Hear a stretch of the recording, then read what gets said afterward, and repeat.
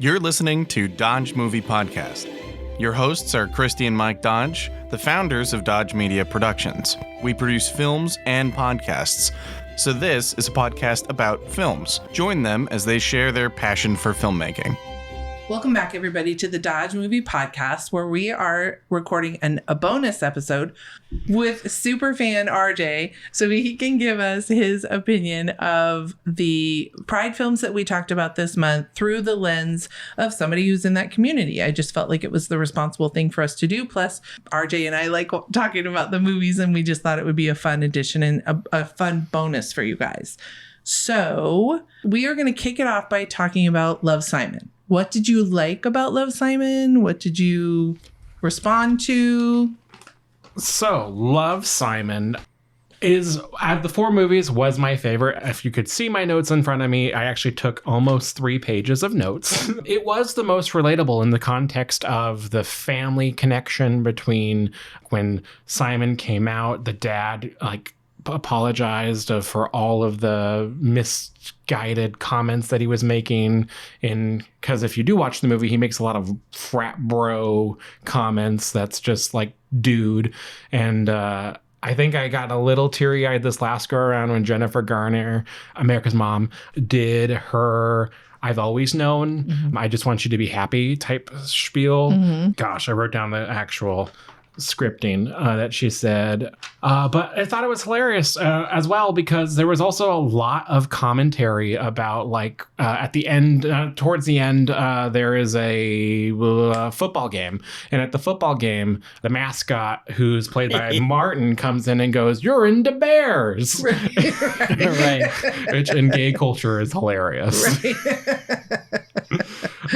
So to back up just a little bit, how did the scene at kind of the end of that arc where the dad apologizes in his weird, awkward kind of way in the parking lot, how did that land for you? Was that a believable interaction between the dad, who didn't really kind of know what to do, how to say things, and the son? Yes, because he actually, one of the jokes is in there, he's like, "Let's sign up for Grindr," right? Which is like, it's the pendulum of, I was this frat bro dad, now I need to be an ally and pro this. So quick Google search of, it's the Facebook for gays. Not true. Don't look that up on a work computer. So it rang true that the dad would try to be so much support that it kind of would go a little too far. But still ignorant. Yes. Right. Yeah, there you go. But that tracks, because it's new to the dad. So, he's got some learning to do. And we actually established that he doesn't know technology very well with the whole slideshow thing as well. Good point. Good point. Yeah. What did you think of the acting of the teens?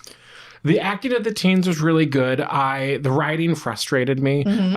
More so of if you looked at the screenshots of the emails, they only sent 10 emails back and forth. But Simon was like, "I love blue." And it's after 10 emails. Those are powerful emails. Oh, that's interesting. But from a writing perspective, I can sympathize and acknowledge that when you're trying to find your people, because in this world for Simon and for most gay guys, girls, and those that are transgendered, don't know what it's like to have knows what it's like to have a crush but not be crushed back, because it's, what's the statistics, 1 in 10 people are actually in the community. So when you're talking about in a traditional hetero cisgendered relationship, you have 50% men, 50% women, so already half the population, if you're straight, is not into you because they're your same gender. To now go to 1/10 of the population, and now go to a subset of that population. So the instant of there's this person who might like me, that actually rang pretty true. And I think younger RJ probably did a couple of those of I think I found the one. I think I'm in love. Yeah. What did you think about him choosing to tell I'm forgetting her name, the friend who he had only known for... Not Leah, the new girl who just had come that year. Abby. I think it was Abby. I think it's Abby, yeah. It made sense because it wasn't crushing anything. It was Lower risk, right? Yeah, lower risk because if I'm not losing a 10-year, 20-year, like their high school 16-year friendship, 18, versus I'm losing a 6-month friendship. So there's that, So is that kind of common to have a kind of almost a test coming out? Very much so. There is a stereotype and it's awful and it's like bi today, gay tomorrow. So a lot of people that come out as gay actually do come out as bi to test the waters. Yeah, because see the reception. Yeah, there's a little bit of like, oh, there's still a chance they could be air quoting normal. Right. So the plot was driven forward by Simon basically being willing to do anything, even to his dearest friends, to prevent being outed. Yeah. Right. And that was pretty extreme, but of course teenagers do wacky things. And so I was curious from your perspective, like, is it believable that a character would kind of sabotage his bestest friends to just to preserve that secret because this other weenie is threatening to blackmail him? Yes, most definitely. I think that you think that's the most important thing, and like my world will end. So I could see the believability, and the acting around that was a very impressive, and I relatable in a lot of context. Martin was like a character I said, why do I love him and hate him? Because when there was a scene where in the Waffle House where he was like gassing up Abby, and I was just like, what a good guy. Wait, we hate him. Right. Yeah, he was a tricky character because I think there were times that I kind of liked Martin, but he was annoying. Believable. Having been an awkward teen, right, who relied on humor to get past everything, right? I totally got it. I remember when he said, Simon told him, girls don't want to read your T-shirts. And my response as a viewer was, oh, gosh, I actually thought those were funny. I wrote that down as a question. Do girls want to read your T-shirt? Question mark. I don't think so. Maybe some. I don't know. I like that. What did you think of Tony Hale as the vice principal? Fun, hilarious, comedic relief. In fact, the when Simon gets forced outed, I was outed in a similar setup by my sister. So I know kind of how that is like, but I liked his so we were, when I said we're like-minded and a lot alike, I just want to confirm it's not that. Right. Been there, done that. I can't tell you how many times that's like, just want to make sure like no homo, right? Right. What did you think of the drama teacher as like when she was kind of putting the bully in her place? Did you have a teacher hilarious. Right? When you have loved somebody to just slay the bully like that? Yes. But we said we didn't think it was probably realistic that a teacher, because they risk kind of getting in trouble for being inappropriate, even though... I do think those kids crossed a certain line, though, that allowed a teacher to respond in a way that was befitting the crime. Oh, yeah. If that makes sense. Yeah, no. Oh, it totally makes sense to me, and I thought it was justified because they were attempting to embarrass him publicly, so to dress them down publicly seems fitting for the crime, right? However, I do worry in the modern world that people would be overreaction, right? They would not see it in the context of what it was. But I think it played well for me, even though it's a little unrealistic, I felt, because I think we all liked that as the viewer. We were so sympathizing for Simon. To see those idiots be taken down was like, okay, like I'm good with that. Yeah. And then I thought the scene where they're in the vice principal's office and he makes them apologize was actually, I thought, realistic, that I found it unfulfilling as an apology to me. But I was like, that's probably what you would get. Yeah. And then the vice principal's comment of like, they're lovers. And they're like, no, we're just two friends that don't like each other at all.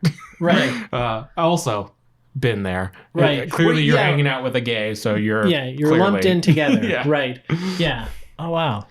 What about the scene kind of when he does that final post right before the Ferris wheel, and now a lot of the students went from kind of looking at him when he walked through the halls to now they're like pro Simon and they're behind him.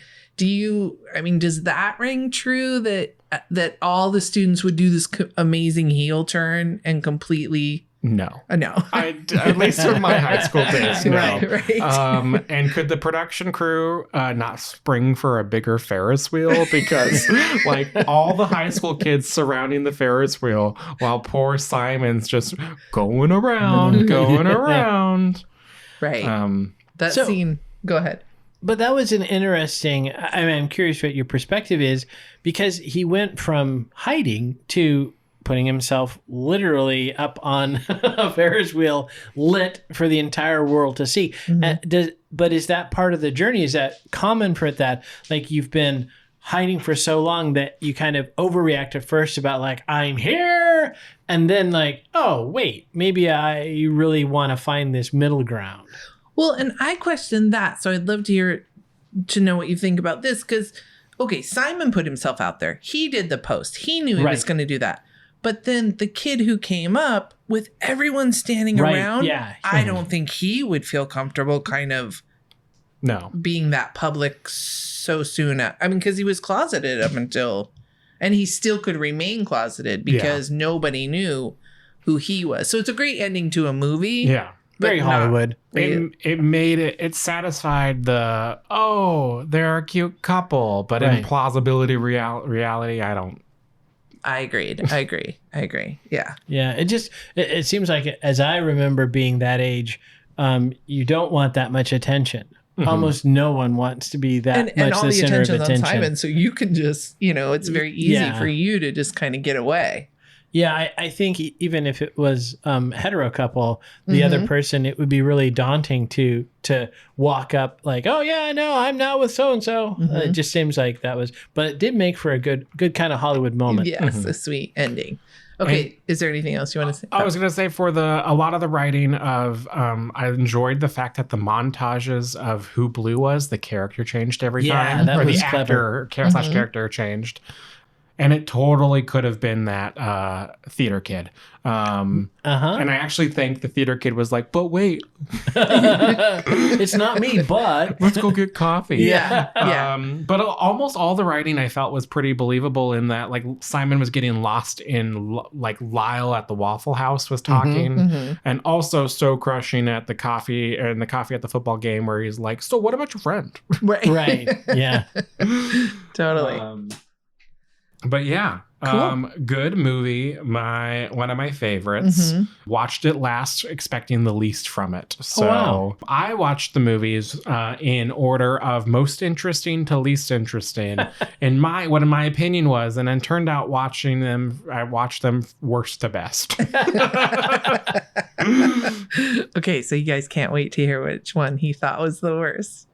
All right, so you love Simon. That's your favorite. Love Simon. Okay. Yes, I wanted that bedroom. That was pretty cool. Pretty big too. That house was pretty ginormous for a therapist and I don't even know what he did. Ex-quarterback. Is that a sandwich job? artist at Subway for doing the home shows? All right, what was your next favorite? My next favorite was the Netflix special, The Half of It. I didn't write much notes on it beyond I was a little frustrated with the ending. There was no conclusions. I like movies with ends. And so this is one where I didn't really catch, is she a lesbian or is she just like bi or poly? Because at one point I said, oh gosh, is Paul falling for Elle? And the next scene was a no. And then like 4 scenes later was like, well, maybe. And then Elle, was that like when they kissed? Yeah, when Paul tried to kiss Elle. Kiss Ellie, yeah. And also, was this plot not done like a couple other times, but in like a heterosexual relationship? Oh, yeah, it's Cyrano de Bergerac. Yeah. Okay, it feels very familiar while also adjacent of nothing. Yeah. She didn't set out, the writer-director didn't set out to do Cyrano, but as she started writing it, she started because she's a lesbian and she had a very close male friend in college, and they were each other's person, and in a platonic way, just very good friends. And she wanted to explore that relationship. And then as she started writing it, she realized, oh, this could very easily be a Cyrano de Bergerac kind of idea. And so she just continued to write it that way. And so because I had that context in doing some research, I never saw that Ellie liked Paul any more than just a friend. She grew, he was an annoyance when she first meets him. Sure. But then she grows to like him as a friend. And I think kind of like what Mike talked about in the episode where we talked about it, that he came off kind of dumb when we first meet him. Kind of. But as we get to know him, we see that he's more just kind of simple. He lives in a small town. His family probably dominates most of his time. Sausage. Right? But don't you want a sausage taco? I do. Not really. Did you not see it was just a piece of sausage and some tortilla? Well, throw a little like mango slaw Ellie in there. and her dad really enjoyed him. They chowed down. So I think, the question I had was whether or not he came up with different spices that went in there. Did he make like a chorizo? Cumin, or a chorizo or something? So that could have been that it really was about the sausage and not about the tortilla. But see, the development between Ellie's dad and Paul made me think that there was something else, like this relationship. Maybe this is, the B of LGBTQ, the bisexual. Like maybe, like that's more than just friends. I can count on like 2 fingers how many friends I have that I hang out with their parents with them not being present. So I thought that was an interesting. There was only in montages, I think, that those 2 characters developing a relationship just didn't seem right if there wasn't a love interest in the end for me, for Paul and Ellie. And then Paul classically chasing after the train just was like a love story, but it was like a love story with no happy ending because Paul's just going to stick behind and make sausage tacos. Right. It was just it was a dissatisfying ending. Yeah, interesting, because I feel like from a plot perspective, it was set up that way. Because in the first act, he talks about why is he doing sausage, because this is all his mom has and he doesn't want her to be alone now that his grandmother has died. So I very much see Paul as this salt of the earth guy that, he's going to wear Carhartt and live in that town for the rest of his life. That's just kind of who he is. And him running after the train is more him saying goodbye, wishing her on her way to Grinnell College, I think.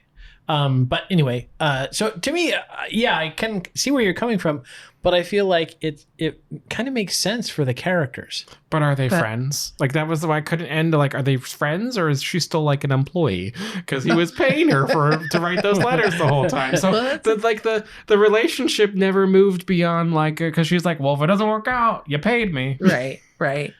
I wonder if for her, was it a employee-employer relationship? Oh no, it wasn't by the end of the film. They were friends. I think the chasing of the scene, but it was still frustrated me because it was, you say show, don't tell. And they showed a little bit of it, but they never really said of like, we're best friends. I forgot the girl's name. What's the girl, the love interest? Laura? Aster. I don't know why I'm saying Laura.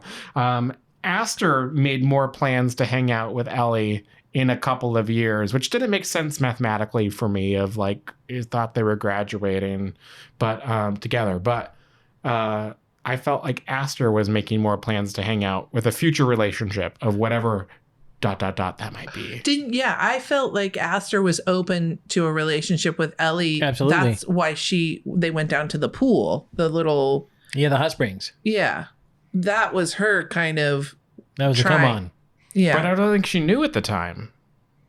Well, I wonder if she had feelings for her. I think Aster is questioning the whole time. Yes. Oh, okay. Yes. That's how it landed for me. Is I felt like her relationship with whoever the jock was just what she was given. Expected. Yeah, that was the only thing available. Right. And then Paul comes along and she's like, okay, I don't want the simpleton. Like, I don't want a mouth breather. So there was that possibility. I felt like Aster came across to me as a character who didn't know. I don't think she really wanted Paul for his looks, but she was attracted to what Ellie was saying through Paul. Right. And so she was like, okay, I'm not so sure about this. Right. But what the texts I'm getting. Right. That original letter that Paul wrote that Ellie had to go off, that was like a bad online dating profile. It really was. That's awesome. It was. Okay, but you liked this one. It was good. It was not as good as Love, Simon, but it was second. Central Casting did an A+ job of finding a white all-American cast that could play everything. In fact, what bothered me a lot was that the cool guy still looked good in a Canadian tuxedo. And also, of course, he sings in a band. But horribly. Right. Not good. He sings, but the crowd liked him. Right. Yeah, they did. But that's more popularity. Don't you remember? Like, we did Air Band, and the popular kids, whether they were good or not, were the ones that everybody lost their minds over. And then somebody would get up there that actually could sing, but wasn't in kind of the cool kids crew. And I think part of why I didn't like this movie is I wrote one line that bothered me, and it was from Astor's letter to Paul that was the oppression of being popular. Please. Right. Yeah. Yeah. We have no sympathy for characters like that. Yeah, zero sympathy for the pretty privilege. I can't help it that I'm pretty. Right. Oh, people just give me things for free. Right. Oh, this is so horrible. It's such a burden. Yeah. That was the letter. There was people I can't. Yeah. Yeah. That didn't ring true. I could not relate to that. So, but is it factual, or is it a little bit based in reality that kind of a person would feel that way? Yeah. We don't agree. Yeah. Well, or we have no sympathy. She even says there's a line in there. She says something about when you're pretty, and I know it sounds arrogant to say that, but I am. I think that's realistic. I think pretty girls in high school know they're pretty, and they're okay with that, right? And they can never have a bad hair day. But then they show her at the mud bogging contest, sitting there looking wistfully off, I wish someone would quote Greek poets to me. So they kind of established it, but yeah, I'm not losing any sleep over Astor's tough oppression. Sorry, pretty people. She wasn't the brightest to not tell that there was someone in the car writing text messages. Yeah, we talked about that. Sorry if this is repeating anything. No, you're not. You spotted it too. It definitely, I think it was way too obvious. I think a lot of audiences, I don't know why she didn't have him, because I think it could have easily been fixed if he just held his phone down in his lap. Mm-hmm. And he didn't have to take it off of the table. Then it could have been believable that the text she got. But I could see the writer saying, but he's not that smart. Right? Yeah. Right, but we basically called out that Astor then wasn't that smart. Yeah. I think that's okay. But I think, the natural consequence of that scene is that Astor's not that bright. Right. I actually think the character in other cases seemed a bit more bright. To me, that scene was the anomaly, but it's a good point. Maybe she didn't have to be. I've seen that. And when I was in high school, pretty people didn't have to work at being very smart. I would hope that if I was at a date with someone and I just started texting them on my phone, they would, being 2 feet away from me, go, what? Excuse me?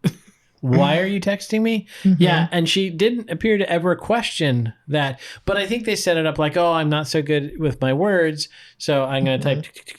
However, wouldn't she say, but I don't want to spend the rest of my life getting text messages? Yeah. So you got to figure this one out. But she had to realize that what I'm getting on the text is far better than what this guy is getting. Yeah, that was another thing by the premise, by the bit. But it's his dialogue is such moronic, right? That it doesn't make any sense that a person could be that literate with text, but that illiterate with their But I words. also think that's why he fell for Allie, because at the same time of him building a rapport and relationship on comfortability with Allie, he was falling. I think he ultimately, if there were to be a sequel, I bet you it's him falling in love with her and then her. Isn't that interesting? I didn't get that at all, but that's curious that's how it landed for you. He taught her ping pong. Ping pong. Ping pong.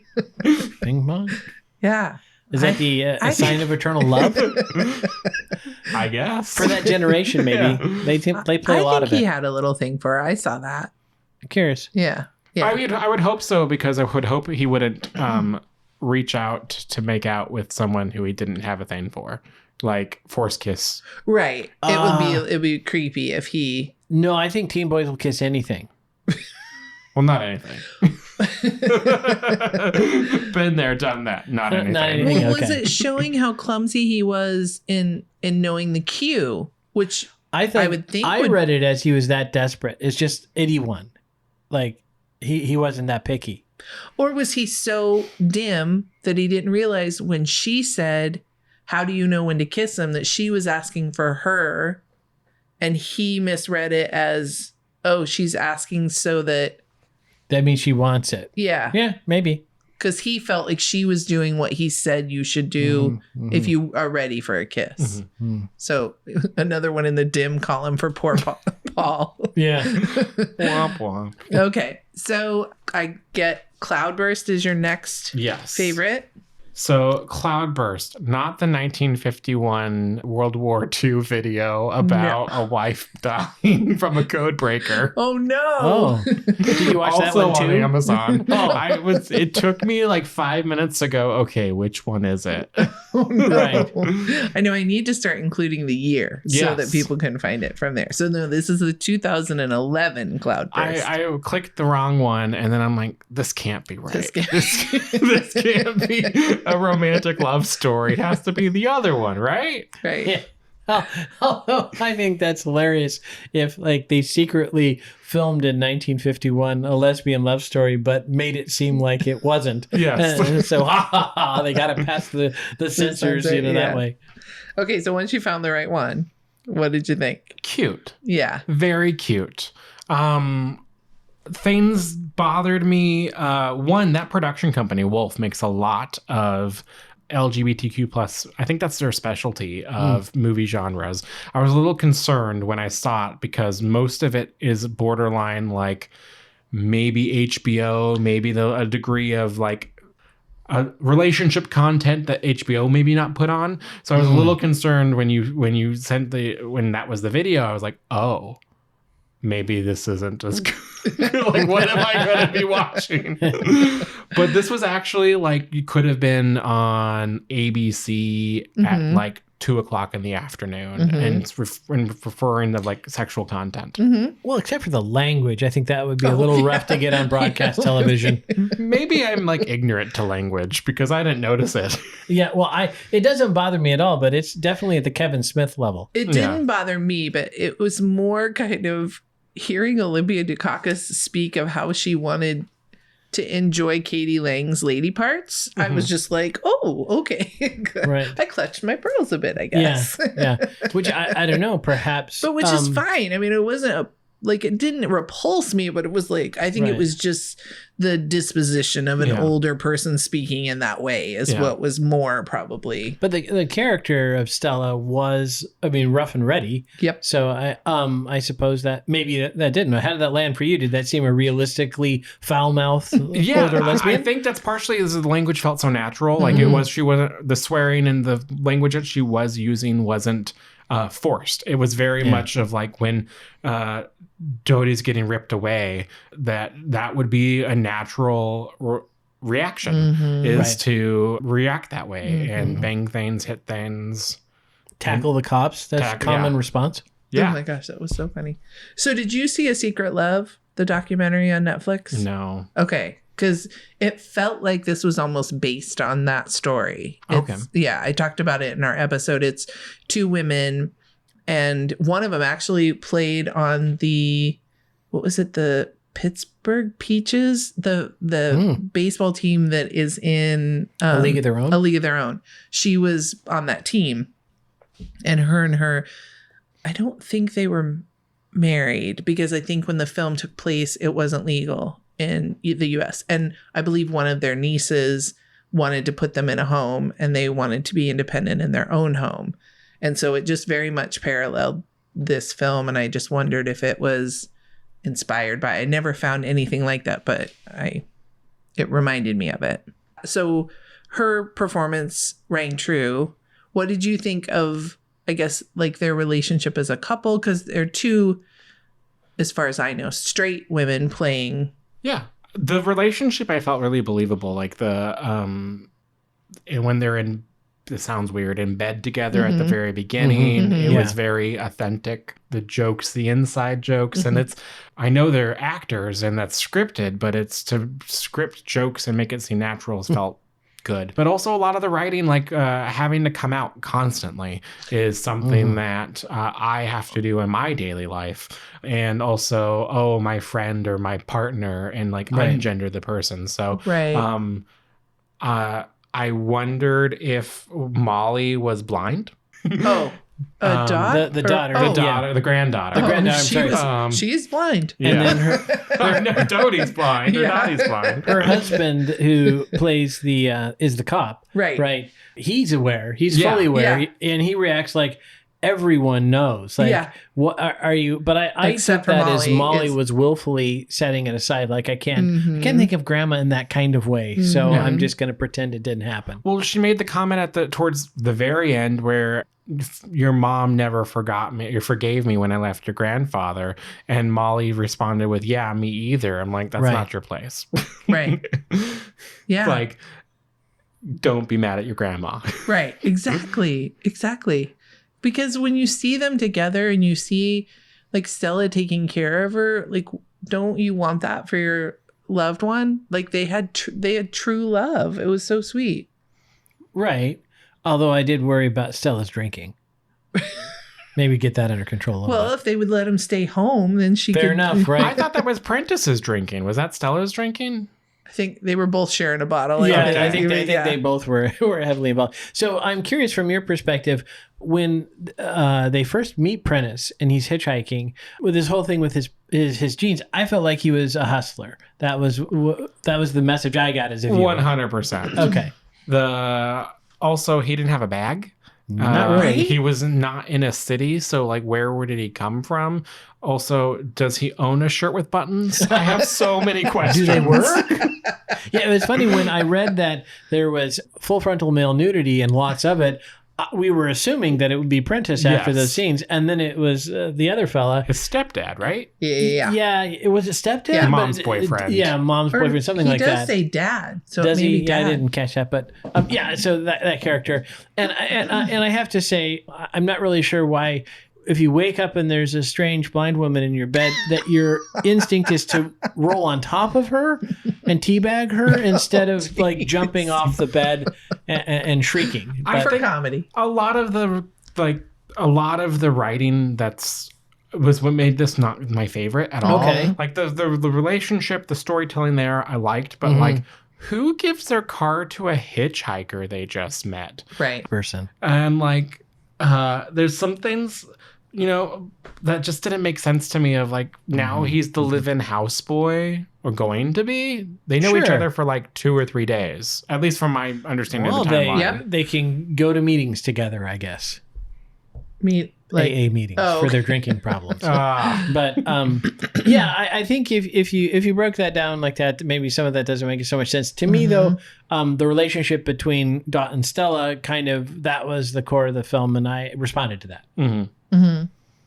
Yeah, we were pulling for them. You wanted them to not only be able to get to Nova Scotia so they could get married, but then that they could live on their own and continue. But then at the end, we talked about Stella kind of realizes, oh, maybe I can't take care of her. And so she has to put her own kind of like ego or wishes aside so that they can be safe. Yeah. And then the whole almost drowning part, I have issues with a lot of the scenes created, like Dodie almost drowning. I don't recall. Like a foot and a half of water? Yeah. Why were they rushing? My question was, does the tide come in 5 minutes in Nova Scotia? Right. Was there a tsunami? Yeah. And then, so Dottie does see shapes, like we see the vision of Dottie's vision. So she's blind, but then when you see through her eyes, she's not so blind. Well, I still, my question in my notes is like, who tries to make a blind woman run across an estuary? That seems to be a non-starter from the beginning. Yeah. Right. Okay. Well, we're just gonna have to walk because Dottie can't see that well. Right. Because they could have walked at a standard pace and probably have gotten out of there, like you said. Right. The surf wasn't coming in that soon. Yeah, that scene had problems. Yeah. It's interesting because when I watched this the first time, not having done any research, I felt like this could possibly have been written by a straight person because I felt like some of the things just didn't ring true to me. Mm-hmm. And then when I find out it is, an LGBTQ person who wrote this and directed it, but you had story issues, but they weren't related to LGBTQ issues. No, they're just bad flow. Like at the opening, I don't know if it's the opening scene, but when you introduce the relationship and you don't realize Dodie's blind until they're out on the like the beach, kind of. And describe the colors to me and what do the clouds look like? Donkey carrying 2 nuns and a beagle. And I was like, that's really cute and loving. And like, that's like, I want a relationship like that. Yeah. But then, and maybe it was bad film editing or making or writing or whatever when they showed when you can see through Dodie's eyes, you could see. It was like cataracts and blurry, but not. You could see color. Mm-hmm. And so that's my frustration of just like, I'm a believability. I'm like, oh my gosh, she's blind because she's literally. Another thing I wrote is like, if so frustrating, Dodie sees shapes. Why doesn't she look at Stella when she's having that and confessing her love for her in that bed? She's literally looking the other direction. And when she's having an honest conversation about like, no, we're getting married. I want to spend the rest of my life with you. But imagine it having that conversation and the person's looking 180 degrees the other direction at the wall. Well, was she nervous? Maybe I don't know. Did she not want to make eye contact? Is at near the the very end? end. At the end. When they're at the Airbnb, but they don't really tell what it is. Okay. Right. And so I thought that Brenda Fricker, I think is the name of the actress who played Dot. I thought she did a very good job acting while lying down. Yeah. But yeah, that is interesting. There's the scene where Prentice waves his hand in front of her to say she's blind, and then she says later, "Don't do that again." So yeah, there's kind of this movable line.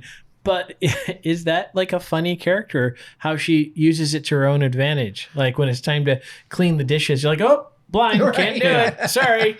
And for Stella, did she have a little bit of the white knight syndrome? I need somebody to rescue. I need somebody to take care of. I need somebody to feel important because she needs me. Well, I wonder if it was great acting on the love story, but terrible acting on what it's like to be partially blind. Well, except for it's interesting because when they were at the border crossing and he did wave his hand, I see Brenda blink and I went, oh, geez, you can't just like, it's coming, can't you? And then when she says, if you do that again, and I went, wow, she did that on purpose. I was just like, I was impressed.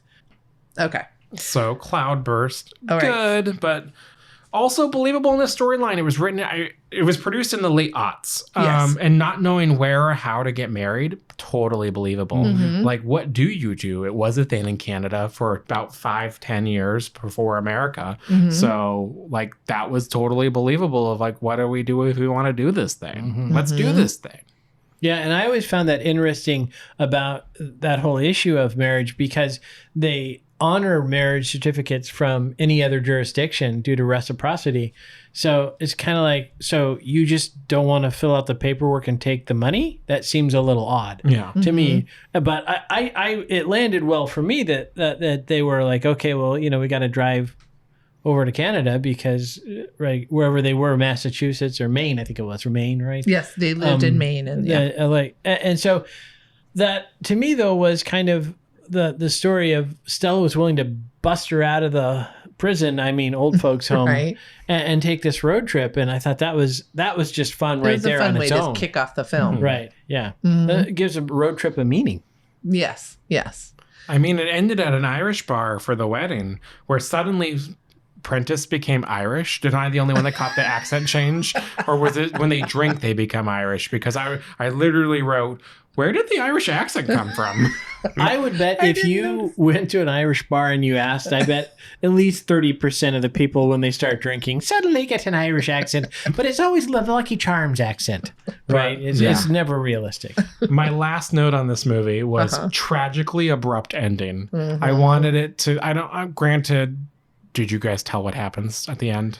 We may have. We don't protect spoilers. We just talk about the film. Did. Oh, I think we had one little like hint, but So it has a tragic it ending. has a tragic ending, but even though the character development of Stella and Dodie, you just want you want them to continue on, and you want to know what it is. And I feel like Absolutely. it's a tragically abrupt ending. And also for cinematography, they're talking about the clouds and the colors and how it's their favorite space. And then they show the cutout scene at the end. I wonder if you caught this, both of you. There was not a cloud in the sky. I didn't catch that because we were distracted by they colored that scene. Oh, very much so. And badly. Oh. Sorry, filmmakers, because I know everybody tries hard to do, but we talked about this in our episode that just shoot it at golden hour because there's a reason why. What I so wonder I missed that there were no clouds. Whether that's actually they had a reshoot, and the day of there were clouds and the beautiful golden hour, and for whatever reason it just was trashed, out of focus. They lost the footage, whatever, and they had to go back. And so it's like, okay, we don't have a choice. There are no clouds. This is high noon. We're gonna have to try to fix it in post. There was those weird shapeless clouds that are like thin layer in the far Cirrus, distance. I think, if I remember from the 5th grade. But you obviously haven't met my mother because she could find donkeys and different things. Oh yeah, she is amazing at She's a master at seeing animals. Yeah, I don't see the same animals, but she sees them. So she could have found them. All right. And lastly, we were going to talk about Wild Nights with Emily, which you said you had a lot of thoughts. I've been waiting all day for this. Was this an LGBTQ movie? Because I didn't really, besides the Emily Dickinson's character and with her sister-in-law. So I just think it's an extended drunk history episode. That was my feel. So I don't know. You probably have talked about it. I feel like they had a really great idea and it landed and executed poorly, where The Big Short did it correctly. With the regards of breaking the fourth wall. There's 3 now. Where like Big Short, I felt like copied that idea and just did it right. Where this one felt forced and not real. I mean, at one point at the very beginning, first off, I like the older Emily. Older actors that were playing the characters were way better than the younger actors. I agree. But I'm a huge Molly Shannon fan. So. Oh, I wrote that down. Maybe it's just because I have a lady crush on Stella Shannon Chestnut. That's her daughter. Oh. That's see, when you Google the name, you get the wrong one. Yeah, her daughter Stella played the red-haired girl, and her son was in it for a day, but he was bored, and so he wanted to just play. But her daughter was the redhead. Oh, interesting. The little girl. I was a little concerned because when they were doing the cutbacks for the Emily walking down after the Shakespeare Society, and she's talking about we must find a play where we get married earlier on in the play. I wrote forced acting / writing ? It just seemed very like, it sounds awful, but like the very bad acting before like a raunchy film. Oh, okay. I don't know how to word that. Stereotypical, like what you would imagine. Right. Yeah. Because the very on the nose, very maybe direct. Right. And it might have been they were going after everything that wasn't in real time was supposed to be off the drunk history. Right. Because even the guy that played Edward Dickens, Emily's dad, was giving me John Lovitz vibes. Like no one's business. Yeah. Very good call. Well, yeah. That character also has the delicious line of no one wants to marry her, not because of her like nervous condition or her plain features, but because she's too clever. No one wants a clever wife or something. It was just like a really kind of on the nose, like over the top, almost mustache twirling. Yeah. Well, wouldn't anyone be clever against Lavinia? Relatively speaking. Oh, yeah. And Emily's brother does not seem to have much going on either, right? That's how Susan and her were able to sneak off together because everybody was just oblivious. And then he takes his girlfriend for a ride in the horse and buggy right past his wife and children. Right. I mean, he's everyone not that bright. Except Susan's daughter. Yes. I loved that character that like when they come to the door and she's like, oh, go play. And she's like, tell Aunt Emily I said. Oh, yeah, that was awesome. Yeah. And later at the end of the movie, we see that she kind of is doing like a talk at college or something. Right, yeah. And speaking openly about her mother and her Aunt Auntie Emily. yeah. Yeah. I was also trying to figure out what the narrator in the beginning also I wrote the narration voiceover at the very beginning. It really was out there, like almost the whole film was kind of over the top fake. I don't know. I think that's why I don't know if I set this one up the most to be like, oh, this one's going to be the most interesting because I like Molly Shannon, Right. but it didn't land. Yeah, this gets back to, we've talked about this before, that Leonard Maltin, the movie reviewer, when he was asked, why is it that so many of your reviews are like in the middle, basically like 2.5 out of 4 stars was his ranking. And he said, because most films are good, not great, not horrible, right? You get a bunch of talented people all doing their very best, right? All the pros that were there, the cast and the crew, they did their very best. And you just, if you're missing that magic, it doesn't take off, right? Well, it's interesting because I watched quite a few Q&As that we mentioned in our episode, and the writer-director, I would say, had a crush on, or, really, and it was inspired by Emily Dickinson. And then when she found out, she read this article that they had found these erasers, and it proved that they rewrote history, and instead of being this pitiful, sad, they called her a spinster and they kind of put her in this corner and painted her a certain way. And when this evidence came out that this was the exact opposite, that she actually enjoyed life and she loved Susan very much, and that they were a thing, and she loved writing and she wanted her poetry published. When she found that out, I felt like she, as probably a lesbian, well, maybe this has nothing to do with it, but I would think she would, I want to correct history. I'll say that way. I want to correct history. And she is a comedic writer. So I think she thought she could marry the two of correcting history and doing it in a funny way. And I think it should have been a short drunk history episode instead of a full feature. Because a lot of the serious moments read to me and watched, like, I don't know if you've seen the movie or read the book Wit, W-I-T. I can't remember the actress. It's a one-woman show about a literary professor coming to terms with the fact that she has ovarian cancer and dying, and chemo's done. So it's done on, I believe it's a one act, just her on stage. It's an amazing movie. It's got a British actress who I highly recommend, but it read like it was like when they were doing the Emily Dickinson poetry, when the words would come on the thing, and they were these deep, serious dives, like the weird casket death coming to terms. Yeah. It read like she was going down that path, but then wham, drunk history. Right. So like she was trying to do two things. Like it could have been two different films that just happened to merge together. I think that's what it was. It was tonally trying to do two things, and it was just too tricky. You need to pick a lane. Yeah, and stick in that lane. Stick in that lane. Yeah. With regards to believability of the characters, I do feel like there was that young love that when your mom stopped listening, when your parents are away, you know, that instant cute romance. I felt that was pretty believable. And then the same young love of like sneaking away and hanging out. So I thought it was believable, but that's just me. What do you think about, because let's see, maybe not all the movies. I was trying to quickly go through.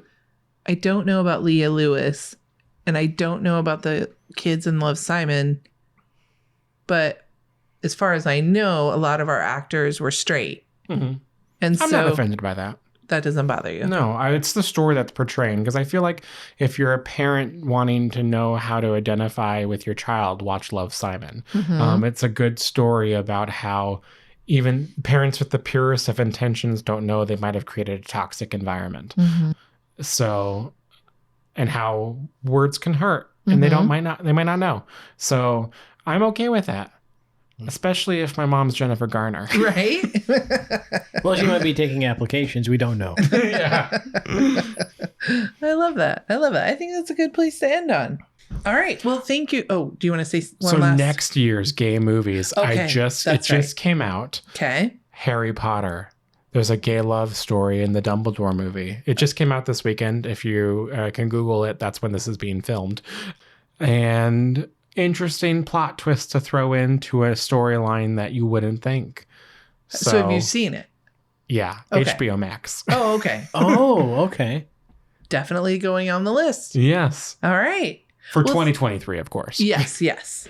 Well, thank you, RJ, for coming. You're welcome. And helping expand our minds and just kind of having another voice in the room. So we appreciate it very much. Yes. And we appreciate your loyalty and your listenership. I am actually the second guest because you might not remember you had Lee's voicemail as the first guest speaker, I think. That's from my listening. Well, we may also have, did we air any the footage with Dustin Morrow? Yes. Yeah. Oh. In our Irish month, I had a professor of mine who did an Irish film called Blackpool, and we had him on to talk about it.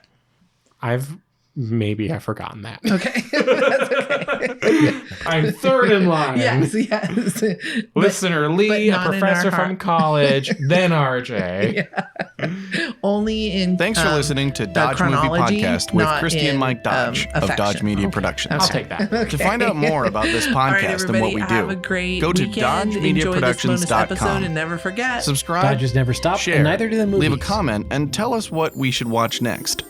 Dodges never stop, and neither do the movies.